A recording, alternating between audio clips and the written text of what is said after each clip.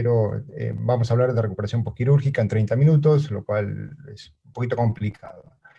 Así que, porque está todo muy comprimido, pero lo vamos a hacer un poco dinámico, rápido y seguramente tocando temas sensibles y sobre todo viniendo de un anestesiólogo. Lo primero que me pregunté es cómo definen los cirujanos toda la etapa postquirúrgica, y en los libros, por lo menos de los que estudié, los viejos, no ha cambiado, y la división está en el inmediato y en el tardío. En el inmediato, las primeras 24 horas, el inmediato cuando el paciente ya está en el piso o en la terapia, dependiendo de la naturaleza de la cirugía, y en el tardío cuando el paciente vuelve exactamente a la misma situación antes del diagnóstico de la patología que tiene o que motivó la cirugía. De hecho, entonces lo primero que podemos saber, la primera conclusión que podemos sacar es que el posoperatorio, considerándolo como el periodo entre la finalización de la cirugía hasta la rehabilitación del mismo, que muchas veces los pacientes no se rehabilitan nunca por el tipo de patología a la cual están expuestos, esto está influenciado directamente por el tipo de cirugía, el acto quirúrgico, es decir, si hubo algún problema durante la cirugía, el contexto perioperatorio. No es lo mismo operar, y no son las mismas las complicaciones postoperatorias en un centro de alta complejidad o un centro de baja complejidad, y distintas naturalezas de disposición de medios, y por supuesto sobre la técnica de anestésica que vamos a efectuar. Entonces la gran pregunta es, ¿cómo nosotros podemos influir en el postoperatorio? Y seguramente podemos influir ya con decisiones desde el preoperatorio, y no decisiones disciplinares y médicas, sino también a través de decisiones organizacionales. Si se pone en este gráfico, que puede llegar a ser un poquito complejo, y póngase en una empatía con respecto al paciente, fíjense que la base organiza a través del paciente en el acto quirúrgico lo que se llama un microcosmos quirúrgico o grupo quirúrgico, o en la sala de la sala de cirugía, en donde el principal rol y el que más influye en este tema es tanto el cirujano como el anestesiólogo. Podemos tener el mejor cirujano con un nabo como anestesiólogo, que seguramente el resultado de la cirugía no va a ser del todo bueno, pero a su vez tenemos otros roles importantes que son del residente, el personal técnico, del fellow, del instrumentador, etcétera, que constituye todo el microcosmos quirúrgico. Que lo óptimo sería tratar de, inclusive lo que se trata en los protocolos de recuperación temprana o el protocolo de ERAS, tratar de conformar grupos para que estos grupos se perpetúen en el tiempo, y de hecho que tengan, ha demostrado tener mejores resultados. Este pequeño grupo o este universo quirúrgico también va a depender de las competencias que tenga cada uno y el grupo en general, de las experiencias individuales, de las experiencias colectivas, y sobre todo de compartir modelos mentales. ¿Qué significa esto? Los modelos mentales significan que yo como anestesiólogo voy a conocer los pasos o las preferencias que tiene el cirujano, que la instrumentadora se va a adelantar a las decisiones o a las pinzas que el cirujano va a tener en ciertos o en determinados momentos, e inclusive esto ha demostrado que el compartir modelos mentales a través de protocolos o de forma de actuar frente a complicaciones ha demostrado que los resultados son mucho mejores, y específicamente esto tiene una bibliografía sin un sesgo, con un sesgo mínimo. Y de hecho estos modelos mentales surgen y se pueden definir como conocimientos colectivos. Toda esta gran cantidad de características desarrolla lo que se llama un ambiente quirúrgico, y que está influenciado por sistemas tanto de equipamiento, de tareas, de sala quirúrgica, de entrenamiento, de sistema de recompensas, que hoy por hoy en el contexto hospitalario que tenemos en Argentina es casi impensado, y de los suministros. Y por supuesto tiene un resultado directo sobre los resultados del paciente, resultados individuales, resultados de equipo y resultados de institución. Y esto impacta directamente en las complicaciones postoperatorias, que es el tema que nos convoca. Y de hecho, tenemos que tratar de tener desde lo organizacional un equilibrio sobre lo que son las habilidades disciplinares y la organización institucional. Es decir, que si yo tengo un equipo con muchas habilidades disciplinares, pero con un déficit organizacional que es bastante frecuente en los quirófanos donde actualmente trabajamos, seguramente el paciente lo va a sufrir. Y por supuesto al revés, yo puedo tener una muy buena organización institucional, pero las habilidades disciplinares pueden ser muy bajas. En definitiva, lo que uno tiene que tratar de hacer es tratar de tener este equilibrio y o sea, de proponerlo antes de que el paciente entre al quirófano. ¿Qué decimos con respecto a la anestesia y cómo nosotros tenemos la impronta que tenemos en los pacientes en las complicaciones postoperatorias? Bueno, este concepto fue evolucionando a través del tiempo. En 1954, los primeros anestesiólogos decían, miren, nosotros como anestesiólogos somos responsables de cualquier muerte, pero durante la cirugía. De lo que pase después del paciente sale del quirófano, no somos responsables. Afortunadamente, a medida que el conocimiento de la disciplina se fue desarrollando, llegamos hasta 1980, en donde dice que los anestesiólogos, frente a cualquier actividad o cualquier decisión que se tome en el intraoperatorio, pueden ser responsables de la muerte hasta los 3 días pospuesta a la cirugía. Y Magnano lleva este concepto hasta 2 años, no solamente en cirugía cardiovascular, que fue donde hizo su tesis, sino también en cirugía oncológica y en cirugía abdominal, en donde decisiones que se tomen durante el intraoperatorio pueden afectar desde la disciplina de anestesia, o sea, solamente desde el punto de vista anestesiológico, la muerte de los pacientes dentro de los 2 años. Y actualmente, un anestesiólogo que se formó en Córdoba y completó su formación en Estados Unidos y que está trabajando en el Anderson, que es el doctor Catá Juan Pablo, ha tomado la hipótesis de que posiblemente la técnica anestésica que nosotros usemos durante el intraoperatorio va a influir directamente sobre el pronóstico tumoral. Esto es todo un dato importante en el postoperatorio, es decir, para que lo tengan en claro, que dependiendo si yo elijo una anestesia general o una anestesia regional, o qué droga elijo en una circunstancia de una anestesia general, puedo influir en la perspectiva de libre enfermedad tumoral de un paciente. Y eso es a través de una compleja cadena de interrelación entre sustancias de inflamación, entre nichos tumorales, etcétera, a través de un artículo que yo se los comparto después, que es después de la charla, y que se logró detectar, sobre todo en aquellos pacientes los que eran transfundidos durante el intraoperatorio en algún tipo de cirugía, específicamente cirugía de cáncer de estómago, tenían una recidiva más temprana que aquellos pacientes que no se lo habían transfundido. Es decir, que empezó a haber toda una hipótesis de que cualquiera maniobra de los anestesiólogos o del equipo médico durante la cirugía posiblemente debería tener o tenía algún impacto sobre el pronóstico tumoral de los pacientes que estaban operando de cirugía de cirugía intraabdominal. De hecho, la revisión que se hace de todos los trabajos desde el 2010 hasta la fecha, en todos, fíjense que hay una disminución o un aumento de la sobrevida, dependiendo del tipo de técnica anestésica que nosotros tengamos o optamos durante la cirugía. ¿Cuál es el gran problema? El gran problema es que todos estos trabajos son retrospectivos y todavía la evidencia no está de forma tan categórica como para hacer una conclusión o hacer un consejo de expertos. Entonces, frente a esta pequeña evidencia que hicimos anteriormente, ¿cuál es lo mejor que podemos, o la mejor conclusión, o la primera conclusión que podemos efectuar? La primera conclusión es que tenemos que trabajar en equipo. Imagínense que el equipo quirúrgico va a manejar un avión, en donde por supuesto el cirujano es el piloto, el anestesiólogo es el que lo asiste, y el instrumentador es la comisario a bordo. ¿Cuál es el problema? El problema es que a veces el cirujano no termina la cirugía, ni que hablar con respecto al anestesiólogo, el anestesiólogo a mitad del quirófano, a mitad o porque tiene que tomar café, o porque se le terminó el tumor reemplazado, y lo mismo pasa con los instrumentadores. Entonces, a esto voy, que eso va en contra de los resultados postoperatorios y de las complicaciones postoperatorias que tenemos. Por eso que es muy importante trabajar en grupos o consolidar grupos para conocer el paciente y para que tratemos de tener o de reforzar esos conocimientos que dijimos anteriormente desde la organizacional. Porque si esto se rompe, es el paciente el que lo sufre.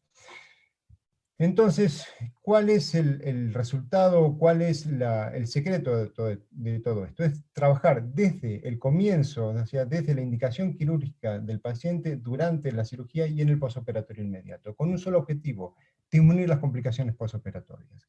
Esto se hace en forma escalonada, de la educación del paciente en el preoperatorio y la prevención de náuseas y vómitos, hipotermia, adaptación de objetivos, etcétera, etcétera, etcétera. Si nosotros a esto lo tenemos bien esquematizado, lo hacemos con un pequeño grupo de personas y hacemos una pequeña base de datos, lo que estamos haciendo es ERAS, ni nada más ni nada menos. Y eso se trabaja tratando de buscar objetivos, no hace falta puntos extras, sino solamente con 6 o 7 puntos, pero lo principal en ponerse de acuerdo. En ponerse de acuerdo desde el operatorio para ver cuáles son los manejos y para ser sistemáticos. Si yo no soy sistemático en mis conductas o en las maniobras que voy a hacer durante el pre, el intra y el postoperatorio, no voy a poder eh, eh, saber dónde me estoy equivocando. Como por ejemplo, si yo tengo unos pacientes que tienen náuseas y vómitos y que esas náuseas y vómitos superan el 20% en las recuperaciones postquirúrgicas y no hago siempre lo mismo porque algún anestesiólogo pone otra droga o el cirujano en el postoperatorio pone otra medicación que le resulta más simpática, no voy a poder focalizarme o tratar ese objetivo, porque en definitiva hay mucha dispersión. Entonces nos vamos a adecuar en 2 o 3 pequeños ítems que van a ver que con pequeñas modificaciones pueden disminuir mucho las complicaciones postoperatorias, por lo menos las postoperatorias inmediatas. Y vamos a ver en la prevención de la hipotermia, en la hidratación basada sobre objetivos y en la prevención y el tratamiento del dolor. La hipotermia es, después de las náuseas y vómitos, la segunda gran complicación que tenemos en los pacientes quirúrgicos y sobre todo en aquellas cirugías abdominales. Y la podemos prevenir con medidas que son realmente simples y que específicamente estamos hablando del precalentamiento. ¿Frente a cuál motivo, o sea, cuál es la explicación de todo esto?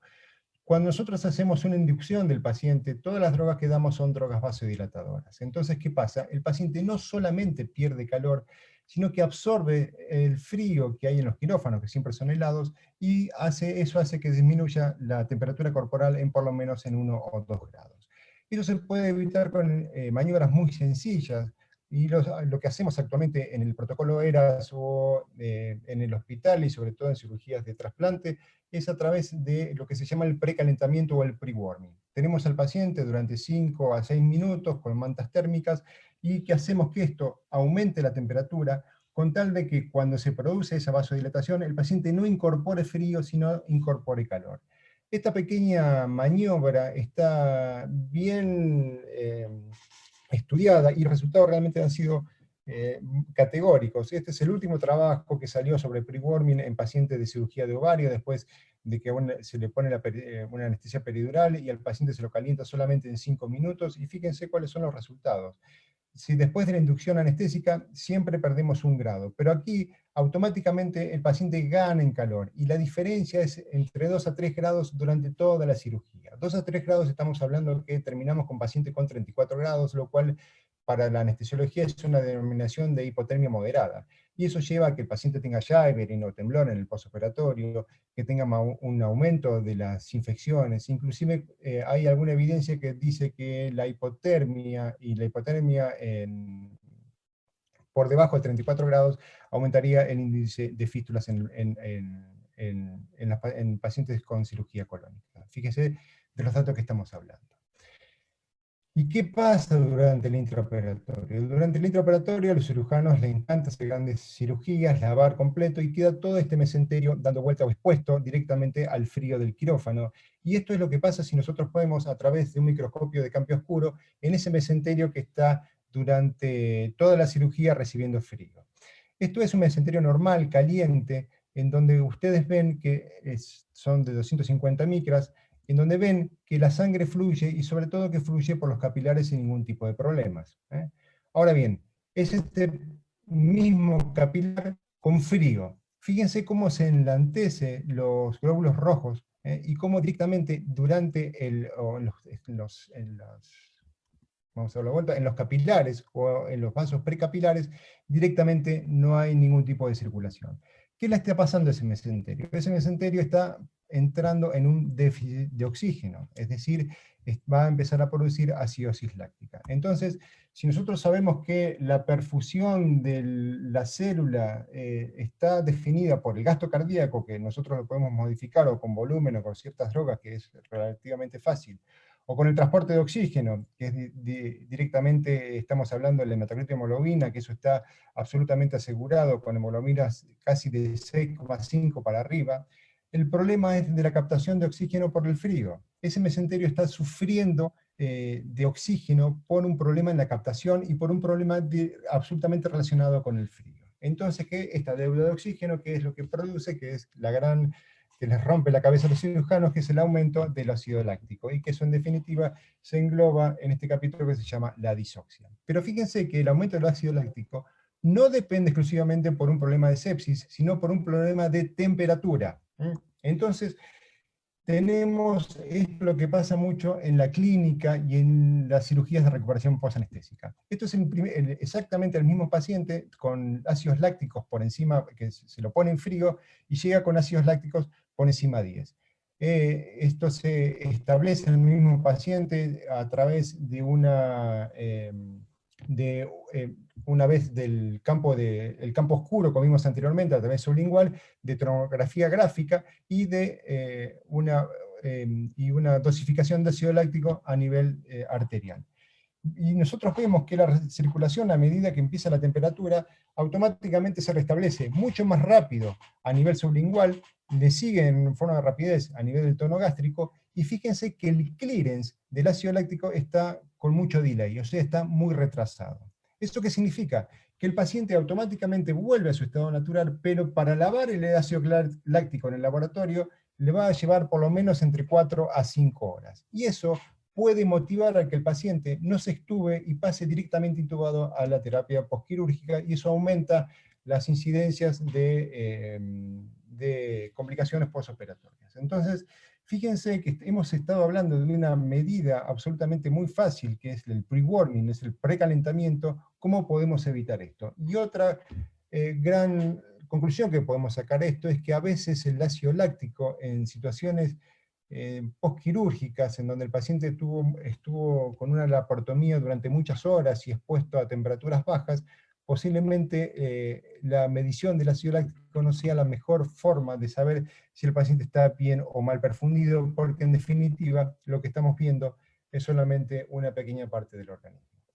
Esto es lo que les mostré anteriormente, que es el microscopio de campo oscuro, que lo están usando los alemanes y los holandeses. Esto me lo mandó un colega hace un par de semanas, que directamente se pone debajo de la lengua y no usan ningún tipo de laboratorio para ver cuál está la perfusión de los pacientes, y lo usan específicamente en cirugías de trasplante de órganos sólidos, y toman las decisiones clínicas directamente por lo que están viendo en la pantalla. Es decir, si hay una buena circulación, eh, una buena circulación a nivel sublingual, en definitiva, ellos suponen, y los resultados lo avalan, que el paciente está con una buena perfusión a nivel periférico. No le dan ya ni siquiera casi ni pelota a lo que está pasando dentro del abdomen. Vamos al segundo punto, que es la prevención y el tratamiento del dolor. De vuelta, el dolor hay que empezarlo a tratar antes de que el paciente entre a cirugía. Un paciente en el postoperatorio con un dolor bastante severo trae complicaciones perioperatorias que pueden llegar a ser, y las que se denominan como complicaciones pulmonares, aumentos de las incidencias de isquemia cardíaca, poca movilización, y la poca movilización lleva al hilio paralítico, y el hilio paralítico lleva a un aumento de la permeabilidad de las suturas, fístulas, etcétera, etcétera. Por lo cual no es un dato menor de empezar a prevenir un dolor que siempre va a estar. O sea, hay que saber que el dolor está siempre atado a una cuestión subjetiva, pero en definitiva el estrés que recibe el paciente cuando va a tener una cirugía abdominal va directamente proporcional al tipo de la magnitud de cirugía. Nosotros lo que hacemos en el hospital, y sobre todo en protocolo ERAS, es que a los pacientes, antes de entrar al quirófano, ya lo estamos tratando con algunas terapéuticas que están demostradas que son efectivas y que disminuyen mucho los opioides en el postoperatorio, y le damos una hora antes de entrar al quirófano pregabalina en una dosis de 150-300 miligramos y paracetamol. Con eso hemos logrado no solamente mejorar el dolor en el postoperatorio, sino que disminuir la cantidad de hipnóticos durante la cirugía, para que el paciente no tenga una gran cantidad de anestésicos endovenosos durante la cirugía, y con despertares precoces y con una conexión cognitiva mucho más temprana en el postoperatorio. y usamos sistemáticamente la anestesia peridural. La anestesia peridural, si están acostumbrados a usarlas, es un antes y un después. Es impresionante cómo en cirugías esofágicas o en cirugías gástricas el paciente está como si nada en recuperación posanestésica, y eso permite una movilización precoz. Las anestesias peridurales, cuando son cirugías de abdomen alto, las hacemos a nivel torácico, y cuando son cirugías colónicas, las hacemos a nivel lumbar alto, y en definitiva tenemos muy buenos resultados. Y eso hace que los pacientes empiecen a movilizarse, inclusive que automáticamente cuando llegan a la sala de anestesia, a la sala del piso, ya pueda incorporarse al borde de la cama y movilizar los pies. No deambulan todavía porque pueden llegar a tener algún déficit o algún tipo de bloqueo motor, pero es impresionante, y eso nos ha disminuido mucho a aquellos pacientes o la indicación de terapias, porque los pacientes realmente están muy bien. ¿Cuál es el precio que hay que pagar por las anestesias peridurales? Posiblemente un poco de hipotensión y un poco de una disminución del gasto cardíaco, pero eso para nosotros no es problema, porque en definitiva con un par de maniobras o decisiones intraoperatorias con drogas anestésicas o volumen lo podemos sacar automáticamente. Ahora bien, hay muchos pacientes que no se le hacen peridural, hay muchos servicios o instituciones que no tienen un servicio de dolor agudo postoperatorio que no puedan seguir estos pacientes, y como por ejemplo, para ver en claro, hay muchas obras sociales que a esto no lo cubren, y lo cual es un dolor de cabeza. Entonces, nosotros tenemos esa imposibilidad, tenemos ese tipo de inconvenientes, y cuando no hacemos anestesia peridural, lo que sí hacemos es el uso de lidocaína intravenosa durante toda la cirugía. De vuelta es un antes y un después, esto se ha redescubierto hace 5 años atrás y con muy buenos resultados. Y las preguntas que uno debe hacerse para el uso de lidocaína en infusión continua es: ¿reduce el dolor intra y posoperatorio? ¿Hay evidencia sobre esto? ¿Es segura? ¿Y tiene alguna indicación avalada por la evidencia? Bueno, desde la última pregunta no hay una indicación avalada, o sea,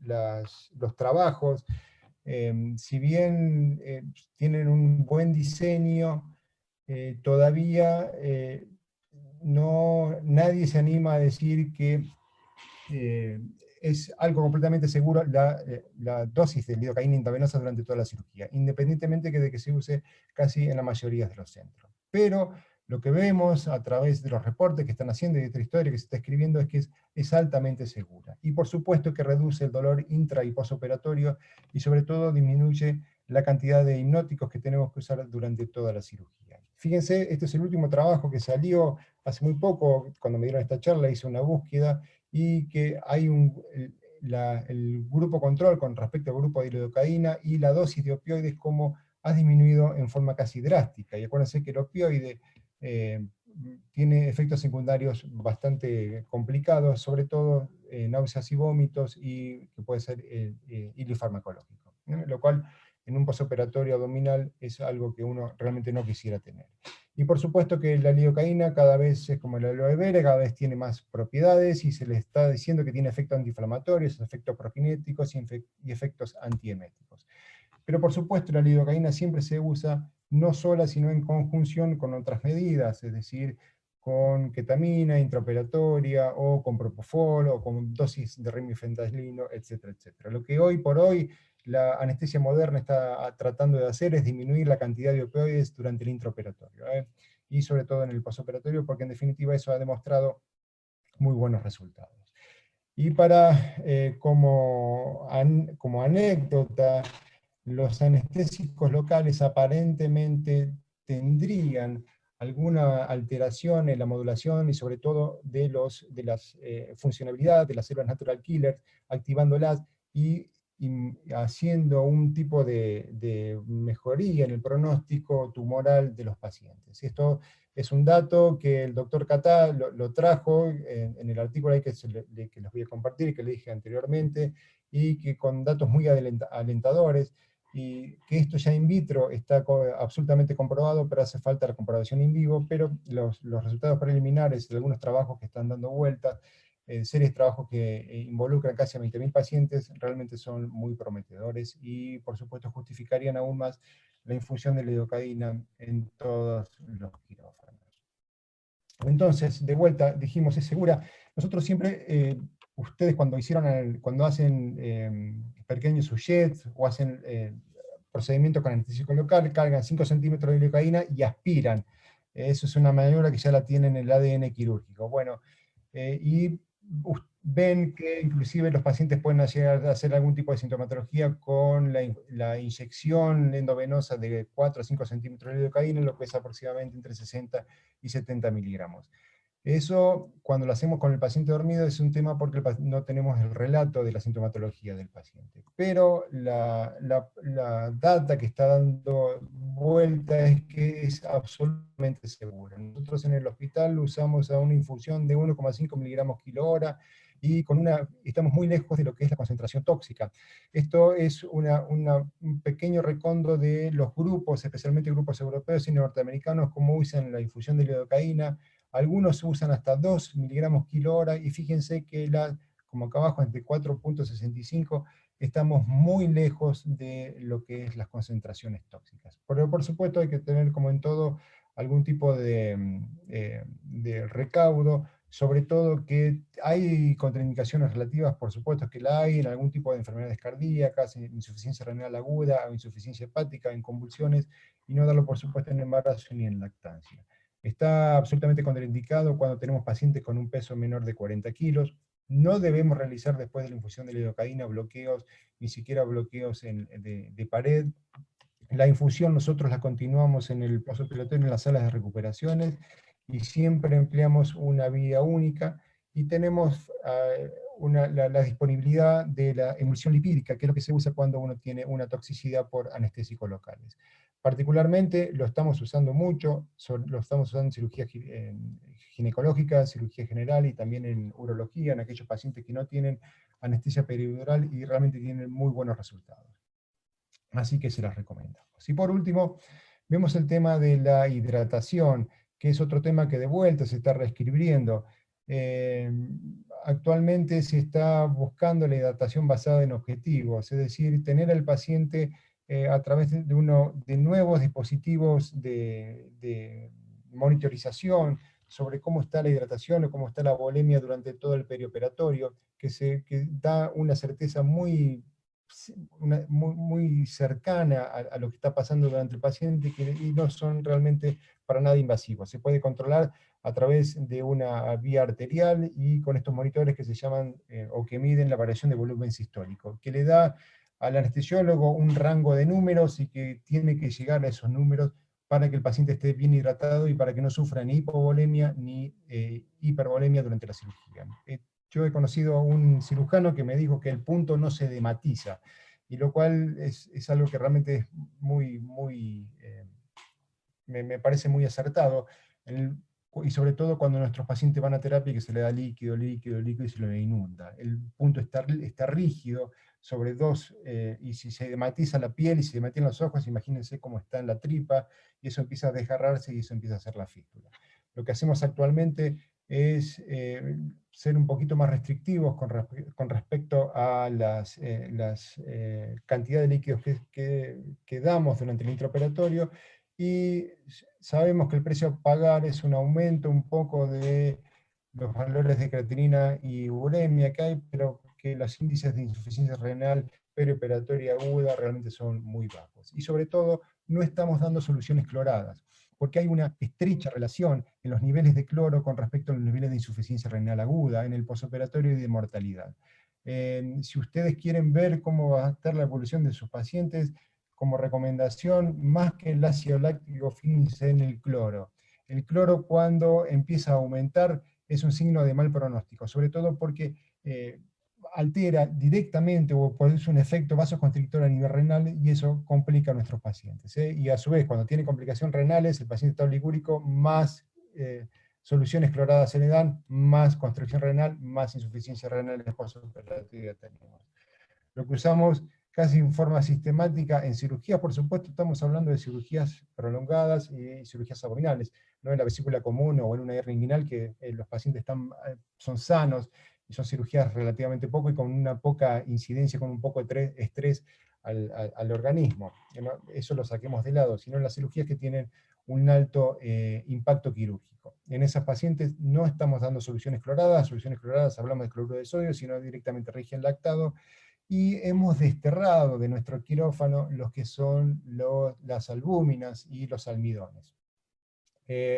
Actualmente, si tenemos que hacer expansiones, las hacemos con la vieja albúmina, diluida en Ringer lactado. Hay mucha evidencia de que los almidones, aparte de ser caros, hacen insuficiencias renales y son bastante deleterios, sobre todo cuando estamos pasando dosis de 4 a 5 gramos, kilogramos, que son aproximadamente 2 o 1 litro y medio durante esta cirugía. Para que tengan una visión de esto, fíjense, esto es un riñón de un paciente que se le dio estos almidones en una dosis relativamente baja, y cómo estas cosas blancas son los depósitos de almidones que hay, y que inclusive quedan, y que pueden quedar hasta después de los 8 a 10 años, según algunos reportes de unos case report que están dando vueltas. Entonces, en definitiva, ¿cómo hacemos la hidratación? Sacamos el cloro, sacamos el almidón, recuperamos la vieja albúmina y damos soluciones isotónicas, y sobre todo nos basamos en el Rigen lactado. Y siempre teniendo como premisa que en pacientes en cirugías de alto impacto quirúrgico. Entonces, en definitiva, y terminando y cumpliendo con el horario establecido, ¿cuáles son las conclusiones que podemos establecer? Bueno, primero, tratar de conformar grupos. No hace falta a los equipos quirúrgicos tener 3, 4, 5 anestesiólogos. No hay que ser tan ambicioso. Nuestro protocolo de recuperación temprana en el hospital solamente fue con un cirujano y un anestesiólogo. Y los resultados fueron tan evidentes, y las complicaciones postoperatorias tan bajas, que con el tiempo se nos fueron uniendo otros colegas, porque en definitiva era es una verdad de perogrullo. O sea, poniéndose de acuerdo en pequeñas cosas, las cosas salen en forma más previsible, y sobre todo siendo esquemático. Nos ponemos de acuerdo, somos esquemáticos, y en función de eso establecemos algún plan de acción. Por eso uno debería hacer lo que puede en el lugar donde trabaja, conocer lo que da, por qué lo da y qué daño produce. Eso es fundamental. De vuelta a la conformación de equipos y fomentar la comunicación. Esto es la bibliografía en donde basé toda la exposición, y que se las voy a dar a través del doctor Signorini, porque no hace falta pagar ningún royalty, y uno la puede adquirir en la web en forma gratuita. Bueno, muchas gracias por la atención. Bueno, doctor de Juy. Habla Franco, no sabía que podía ya hablar. Dale, sí. cerrá. 1.000.000 de gracias. La verdad que la charla es espectacular, como siempre. Me quedo con el mensaje de la importancia, en resumen, de la auditoría interna. ¿Te parece que ese es el primer paso para mejorar y establecer un postoperatorio? ¿O dónde iniciaría, digamos, la cadena que lleva a todos los estudios que mostraste, de temperatura, dolor, hidratación, que tienen clara influencia en el postoperatorio? Pero ¿cuál sería la movida inicial? ¿Cuál sería el primer peón? Sí, bueno, mira, yo creo que lo mejor es que ustedes como cirujanos, hagan un pequeño revelamiento cuál es el anestesiólogo más piola y cuál es el que puede, el que le puede dar bolilla. Porque no hay que ser, cuando uno hace estos protocolos de reanimación temprana, uno a veces es ambicioso, y no tiene que ser ambicioso. Hace falta un cirujano, un anestesiólogo, y que sean sistemáticos. O sea, ponerse de acuerdo y con un residente. Nada más que eso. Los resultados a los 2 o 3 meses empiezan a darse solos. El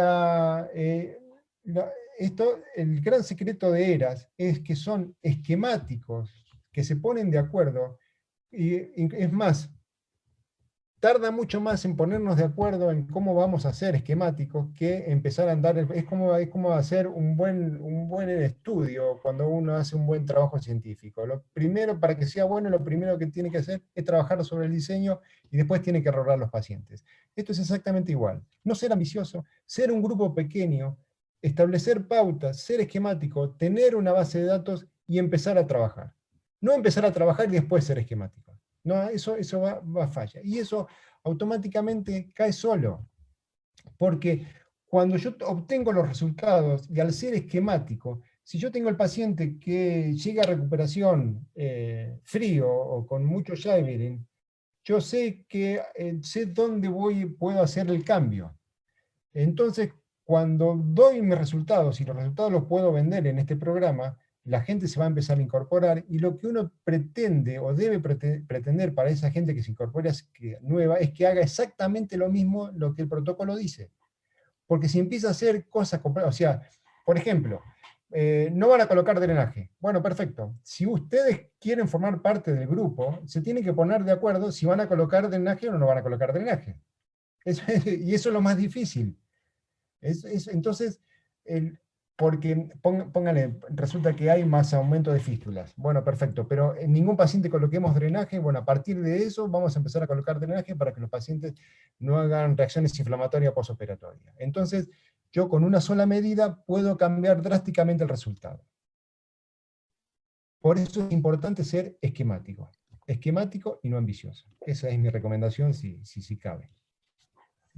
Bueno, la verdad que excelente. Yo un breve comentario le mandaba por el chat a Franco. La verdad que es difícil encontrar anestesistas tan comprometidos con lo que es el manejo de un paciente más allá de lo duermo, lo despierto.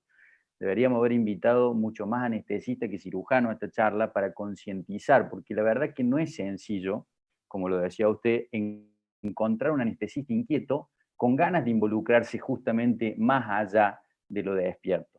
Es difícil encontrar anestesistas que hoy vayan a ver al paciente que durmieron de una cirugía mayor al día siguiente. Lo hacen los primeros años y uno después ve que se despegan de eso. Y es importante que sean conscientes de que el impacto que tiene lo que hacen en el intraoperatorio y en el postquirúrgico. Y creo que este camino, que usted lo mencionó muy bien, el trabajo en ERAS, la protocolización, los grupos pequeños de trabajo que después se va ampliando, ayuda a ese trabajo en equipo a que justamente el anestesista se comprometa mucho más en el manejo postquirúrgico y en el resultado más allá de la anestesia solamente. Con lo cual para mí es un concepto clave y que también, como venimos viendo hoy, donde el cirujano tiene que insistir, porque el cirujano, yo entiendo, yo soy responsable, ¿no? Porque yo abro y cierro al paciente, pero somos todos responsables del resultado final. Y el cirujano tiene que comprometer al anestesista, muchas veces más allá del acto operatorio solamente. Así que creo que ERAS es el camino y también debería aplicarse mucho más. Yo tengo dos preguntas breves, porque la verdad que están muy tímidos todos en el chat. Con respecto yo soy muy insistente también en esto de tratar de invadir lo menos posible y buscar otros caminos para medir las variables en una cirugía y en una anestesia. El tema de la vía central, que bien lo mencionó usted, la BPP, la manera de la variación de la presión de pulso, la medición mínima invasiva por la arterial. Para toda cirugía abdominal mayor hay que tener una vía central. ¿En qué caso ustedes dicen, pongo vía central, no pongo vía central para el manejo de fluidos? Esa es una. Sí. Nosotros, hablo desde mi hospital, o sea, y desde la evidencia. No quiero poner a colegas en cuestiones Lógico. para que vayan de los participantes de los 61, ¿no? La única indicación de la vía central es alimentación en el postoperatorio o infusión de drogas. Nada más. Bien. Porque no existe indicación de monitoreo. La evidencia en eso es categórica. No puedo manejar el intraoperatorio, a no ser en cirugía hepática. En cirugía hepática sí, porque de eso depende cómo se trabaja en los grupos, pero hay protocolos o hay equipos que manejan con Incluyen la PVC de cero, PVC. lo cual es lógico porque el drenaje hepático puede estar comprometido en presiones derechas, bajas o altas. En eso es un dato completamente aparte. Pero en lo que es la demás cirugía, si el paciente va a recibir alimentación parenteral, o si el paciente tiene la indicación de drogas vasoactivas, es indicación de vía central. Si no, no. Si no, Porque no. imagínense, si hay un anestesiólogo, yo coloco la vía central, bueno, perfecto. No, es para monitoreo. Bueno, fíjense si en algún momento la monitorizan. O si Claro. toman decisiones en función de los Sí. datos que le da la vía central. Lógico. Nosotros Es verdad que está arraigado que cirugía mayor vía central. Eso es algo que hay que desterrar. Nosotros a los colon, hoy por hoy, no le hacemos cirugía central, vía central. Vía central. Directamente dos Excelente. periféricas y una vía arterial. Excelente, la verdad es clarísima la respuesta y creo que es lo que tenemos que ir buscando todos, ¿no? El camino hacia otra manera menos invasiva de medir las variables y utilizarlas Además, correctamente. eso está escrito. O Sí, sea, sí. Estamos de acuerdo, pero creo que es bueno el mensaje para que estos cirujanos que van mañana, el lunes al quirófano, empiecen a presionar de alguna manera a sus anestesistas, bien dicho, ¿no? En que nos ayornemos a maneras más modernas, ¿no? De manejar la anestesia. Y ahí hay una pregunta en el chat, Agustín Pinzac pregunta sobre el catéter peridural, cuándo sí, cuándo no, morfina o fentanilo. Bueno, nosotros siempre renegamos a veces el postquirúrgico, esto de sacar la sonda, no sacar la sonda, la cerramos antes que lo saquen, que la coagulación. Bueno, dice, en toda cirugía de alta complejidad, catéter peridural, y yo agrego a eso un concepto quizá un poco más moderno, que muchos anestesistas tratan de poner en boga, el tema del tap lock, o sea, la anestesia regional en la cirugía abdominal, la gran incisión abdominal. ¿Tiene un rol? ¿Reemplaza el catéter peridural? ¿Lo aplican ustedes? ¿Lo utilizan? para la respuesta es que todos los anestesiólogos que hemos tenido cirugías abdominales, en todos le pedimos por favor que nos pongan un catéter peridural. O sea, de hecho, si a mí me tienen que hacer, a mí no me entran al quirófano si no coloco un catéter peridural. Ustedes vienen, en el postoperatorio ustedes ven un paciente con catéter peridural y un paciente sin catéter peridural, y es el día y la noche. Es verdad que los opioides intraperidurales tienen una incidencia sobre todo de retención urinaria, no tanto de hilo, sí, pero de retención urinaria. Nosotros particularmente colocamos el catéter peridural y no hacemos opioides peridurales. La anestesia hoy, la anestesia moderna, está dejando de lado los opioides, sobre todo porque el remifentanil intraoperatorio haría que se produce un estado de hiperalgesia, porque al receptor ocupa todos los receptores, los anula, y de repente y porrazo se libera la droga y están todos los receptores opioides sin ningún tipo de analgesia y con una expresión celular muy alta. De hecho, los consumos de opioides o de morfina en el postoperatorio es mucho más elevado en pacientes que han tenido remifentanil durante la cirugía. Hay algunas variables o algunas opciones que son la lidocaína endovenosa o la dexmedetomidina, que es un problema caro y no están en todos los centros.